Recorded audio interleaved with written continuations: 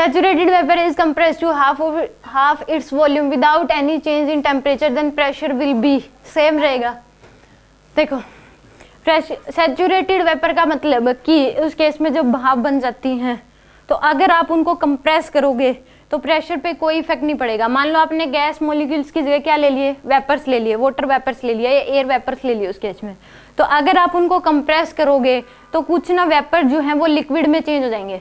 किस में चेंज हो जाएंगे? लिक्विड में। पहले मान लो वो प्रेशर पी लगा रहे थे, आपने कंप्रेस करा तो क्या होना चाहिए, गैस के केस में तो कंप्रेस करते हो तो प्रेशर बढ़ जाता है, बट अगर गैस की जगह आप क्या ले रहे हो, सैचुरेटेड वेपर, तो उस केस में कुछ जो वेपर हैं वो किस में कंडेंस हो जाएंगे, यानी कि लिक्विड में चेंज हो जाते हैं। और वो इतने से, अगर मान लो इतने ज्यादा वेपर्स हैं तो इसमें इतना सा लिक्विड बनता है, तो उसकी वजह से कोई प्रेशर पे इफेक्ट नहीं पड़ता, प्रेशर सेम रहता है।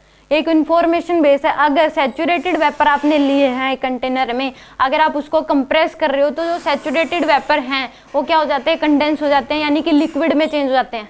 तो उसमें वो ये नहीं है कि वो मॉलिक्यूल्स, अगर वो मॉलिक्यूल्स के मॉलिक्यूल्स ही रहते, वेपर के वेपर ही रहते कंप्रेस करने पे भी, तो प्रेशर क्या हो जाता, चेंज होता। बट उस केस में होता है कि अगर आप वाटर वेपर ले रहे हो फिर उसको आप कंप्रेस कर रहे हो, तो उस केस में कुछ ना कुछ वो कंडेंस हो जाते हैं, यानी कि लिक्विड में चेंज हो जाते हैं और प्रेशर सेम ही रहता है। तो इसमें कोई इफेक्ट नहीं पड़ेगा, पहले जो प्रेशर था अब भी वही प्रेशर रहेगा। आगे समझ।